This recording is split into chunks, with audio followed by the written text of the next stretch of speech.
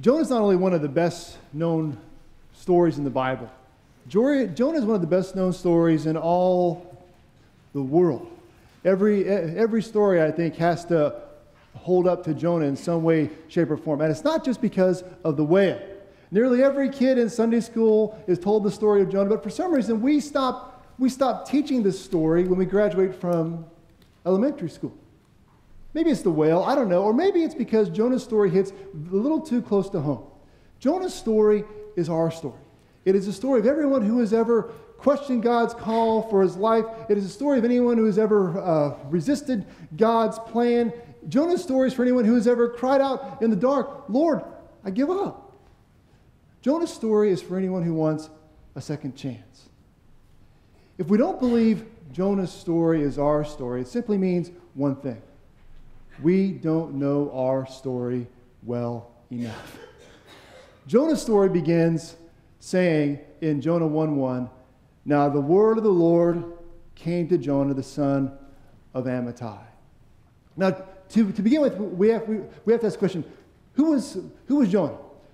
Jonah was a real man. He was a historical figure who is mentioned not only in the book that bears his name, but in 2 Kings chapter 14.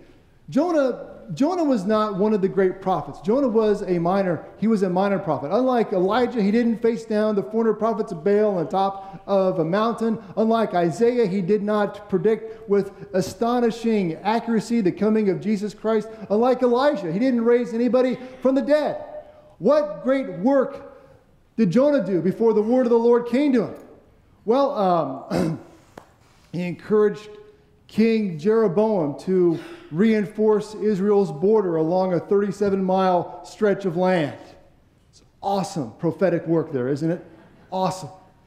Jonah came from a little town called Gath-Hepher. Gath-Hepher was a little village about 5 miles from Nazareth, where another prophet, a man by the name of Jesus Christ, maybe you've heard of him, he grew up there.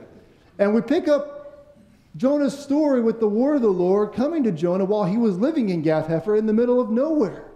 And Jonah, he was this average guy, this everyday guy. And what makes his story so appealing, I think, is that if the word of the Lord can come to him, a very average guy, the word of the Lord can come to all of us average folks. Now, of course, the word of the Lord is different than any other word. An overwhelming characteristic of our culture today is that we are surrounded by words. We are surrounded by information. Text messages, emails, MP3s, reports, files, websites, talk radio. We cannot escape words, simple information. And very little of it impacts us in a direct way. We can take it or leave it without consequence. The word of the Lord is different. The word of the Lord demands a response. The word of the Lord requires us always to do something. We either comply or deny. We must defer or dissent. The word of the Lord demands a yes or no. Not a maybe, not, oh, we'll see, not, oh, that's really interesting. The word of the Lord that came to Jonah, that was an absolute doozy. Jonah 1:2. Arise, go to Nineveh, that great city, and call it against it, for their evil has come up before me. We need to understand the reason why traveling to Nineveh would have sounded disastrous to Jonah as he whiled away the lazy days at Gath-Hepher. Nineveh was the capital of Assyria.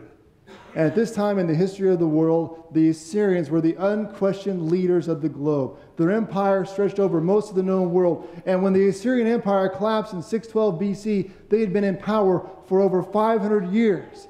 And more than likely, this call came to Jonah at about 750 BC when Nineveh was at the height of their power. And why people who were the unquestioned leaders of the world would listen to a nobody from a backwater town with a name that sounds like a cow, Gath-Hepher, is a question that would have crossed Jonah's mind. Just to put this into perspective, Jonah going to Nineveh would be like a bumpkin from the most backwater place you can think of. Think Beverly Hillbillies. Think the Beverly Hillbillies' less sophisticated cousins.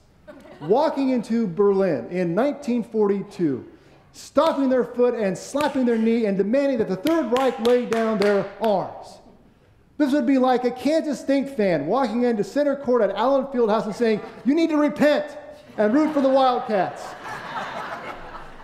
This would be like slathering a tabby cat with barbecue sauce and turning them loose at the Westminster Kennel Club. That's what Jonah going to Nineveh would have been like.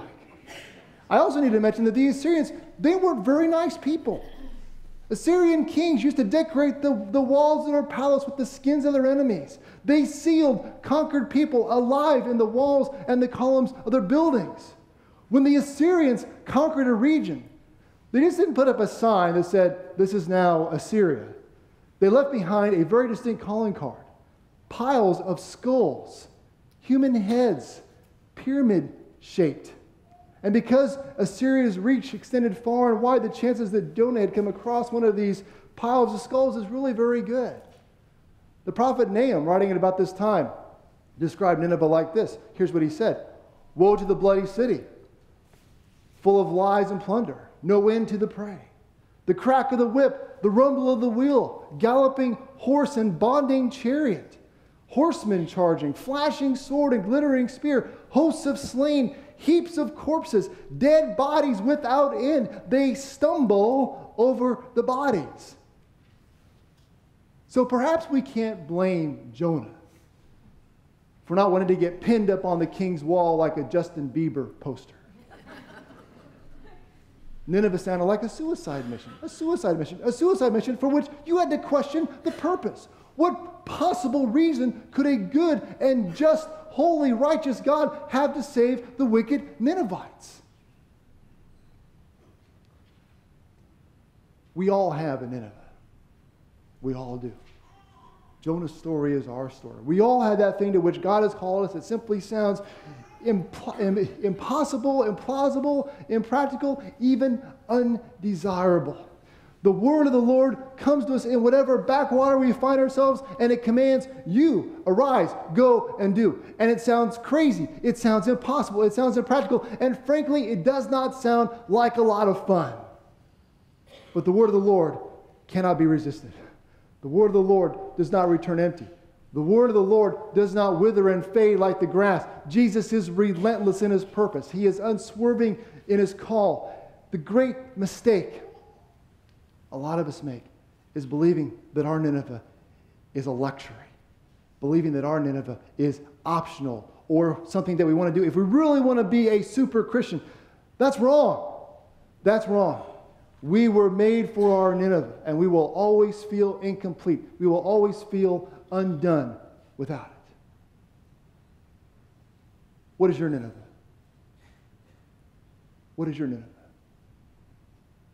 We're going to spend this whole sermon series helping us unpack what ours is.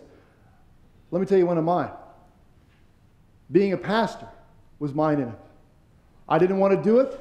It did not sound practical. It did not sound desirable. I watched my seminary classmates go on to be solo pastors or associate pastors in some burg while I worked on my PhD, and I thought, what a bunch of chumps. What a bunch of chumps. I'm so glad I'm not them. But it was God's call. And it came again. And it came again. And it came again. And until I submitted, until I gave the Father the answer he wanted, I was stuck. I was stuck in the same place in life, stuck in the same place in my faith, stuck in the same place in my relationships. You see, God calls us to our Nineveh for the sake of the Ninevites. But he calls us for our sake too. So he can reveal his character, so he can reveal his grace, so he can reveal his glory and his purpose and his power. Are you stuck? Are you stuck in your faith? Are you stuck in the same place? Are you stuck in your relationships? What is your Nineveh? Unfortunately, our first impulse when God calls us to our Nineveh is to run. That's our first impulse. Jonah ran. Unlike Moses or Gideon or Mary, Jonah didn't protest with God. He didn't debate with God over his new prophetic assignment. He simply made a break for it. Jonah 1:3. Jonah rose to flee from Tarshish from the presence of the Lord. And Jonah, if you listen carefully, he just didn't run from his assignment. He ran from God. We cannot run from our Nineveh without running from the one who sends us there. And what Jonah did is he fled to the seaport town of Joppa, where he bought a one-way ticket for a Mediterranean cruise. Now, we don't know where Tarshish was exactly. It could have been as far away as Spain, but we do know this. Tarshish was in the exact opposite direction from Nineveh, which is in the extreme north of present-day Iraq. Jonah 1:3 says, he went down to Joppa, he found a ship going to Tarshish, and he paid the fare and went on board to go with them from Tarshish away from the presence of the Lord. Here's the thing about running from God. It costs a lot. There is a cost, there is a fee, there is a fare that we must pay when we run from God. Running from God costs us peace. Running from God costs us purpose. It costs us pleasure. It costs us relationships. It costs us relevance. In the end, running from God costs us anything. And when we run from God, it doesn't take long to find out a very simple truth. We cannot outrun God. Not long after Jonah went on board, he fell into a deep sleep down in the cargo hold. And the Hebrew word used here for sleep is the same one used in Genesis chapter 2, where it talks about the deep sleep that came upon Adam so God could take a rib from him to create Eve. You have to love the absolute detail of this story. Jonah was running. He had traveled 80 or 90 miles, most likely on foot, over very rugged and hilly land. And this may have been his first chance to rest for days. Jonah was physically, and I think spiritually, exhausted from trying to run from God. And when he got onto the boat, he simply collapsed. Is there anything more unnerving or tiring than being on the run from someone or something? My worst dreams are the ones when someone is chasing after me and I'm running to get away. Those are my worst dreams. Of course, one of the more popular playground games they used to play when I was growing up, I don't think schools allow kids to play it now. It went by several names. The one I'll use this morning is Kill the Man with the Ball. The name says it all. One person held on to a football and he ran with it, and 25 angry, pubescent boys chased them down with the hope, really, of causing serious, permanent injury. And I still remember the absolute adrenaline surge of picking at the ball as it went squirting from that pile of mangled bodies and running for everything that you were worth, hoping that you might somehow be the one in all of history who got away. But it never happened. You might run for a long time playing Kill the Man with a Ball, but eventually you always wound up on the bottom of the pile, battered and bruised and beaten, and more often than not, bleeding. Have you ever run from God? You might be running from God right now. You know, of course, like so many playground games, no one ever successfully runs from God. Nevertheless, running away from God is something that we human beings are pretty experienced doing. Adam and Eve, when they sinned, ran and hid from God. After Peter denied Christ late one night 3 times, he ran and hid. We run from God when we know we are wrong and He is right. We run from God when we don't want to face up to the reality that He has crafted for us. We run from God when He tells us to do something that we know we don't want to do. But we don't change God's mind by running. We don't thwart His purposes. We don't slow God down by running. You know, sometimes I'll play the chase game around our house with our boys. And eventually I just sit down and I'm like, oh gosh, I'm tired. This is it. And they keep running and they're having a great time. That isn't how God does it. The great doctor of the church, Gregory of Nazianzus, put it like this. He said, for God alone of all things cannot be escaped or contended with. If He wills to seize and bring them under His hand, He outstrips the swift. He outwits the wise. He overthrows the strong. He subdues rashness. He resists power. And Gregory knew a thing or two about running from God.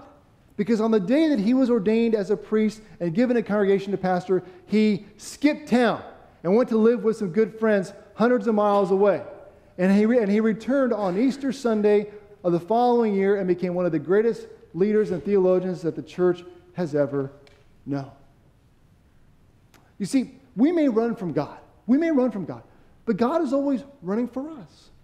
The Lord has pursued His call, His will for your life since before the beginning of time. And upon the cross which Jesus died, God has demonstrated just how far He is willing to run. God is something like a bounty hunter. He specializes in tracking down those whom He has bailed out of the eternal prison of sin and are still on the run from Him. Jesus said, "This is my job. This is my job." He said, "For the Son of Man came to seek and save the lost."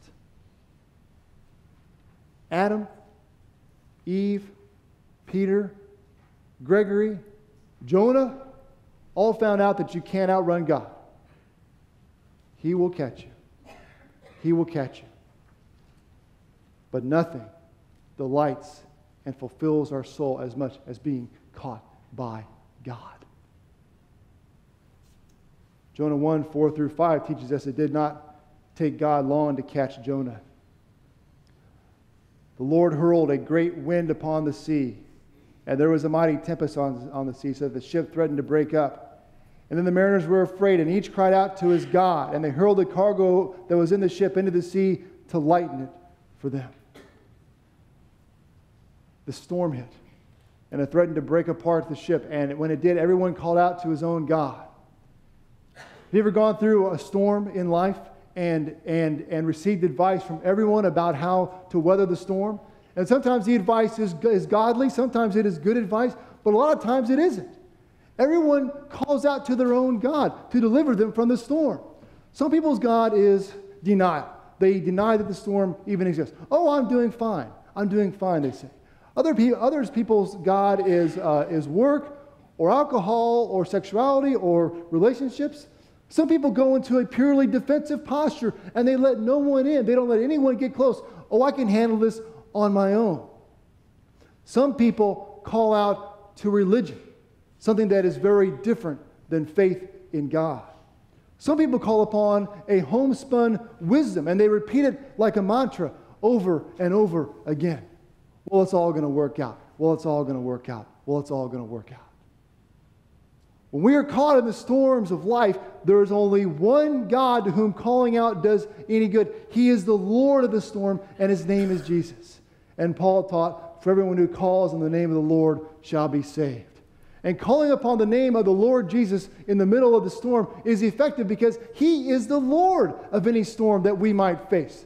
This terrible storm that battered Jonah's boat didn't happen by chance. It was the Lord's storm. You know, the Bible teaches there was another time when God demonstrated His control over the wind and the waves.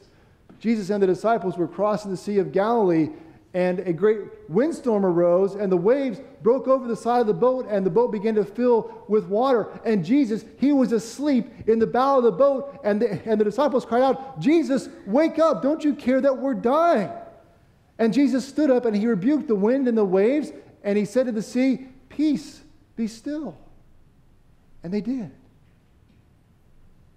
Sometimes in the interest of stopping us from running, God brings storms into our life. Sometimes in the interest of revealing to us His glory and His majesty and His character and giving His peace, God calms the storms in our life. Sometimes God's way is in the whirlwind and the storm, and the clouds are the dust of His feet. Sometimes He says, "Peace, be still." But make no mistake, He is the Lord of every storm, and He uses them to work His unchanging purposes and His unflinching plans for our life and to demonstrate His outrageous love and His amazing grace. Amazingly, Jonah was so tired. He was so tired that he slept through this storm. He was just sleeping through it. And it took the captain of the boat coming down from the storm into the hold and incredulously finding Jonah fast asleep, and waking him up. And he said, "What do you mean, sleeper? Arise, call on your God. Perhaps he'll give a thought to us that we may not perish." That word, arise, arise. That word likely jolted Jonah from his slumber. It was the very word the Lord spoke to him before he uttered those dreadful words, "Go to Nineveh." Arise, the Lord said, and go to Nineveh. And whether it was arising from a deep sleep or arising to a deep and eternal purpose, Jonah had to have now known that God was simply not going to give up. Jonah now knew that he had failed to run from the God whose pursuit is perfectly persistent. Paul, likely thinking of Jonah, quoted a hymn of the early church to the Ephesians. And he said, "Awake, O sleeper, and rise from the dead, and Christ will shine on you."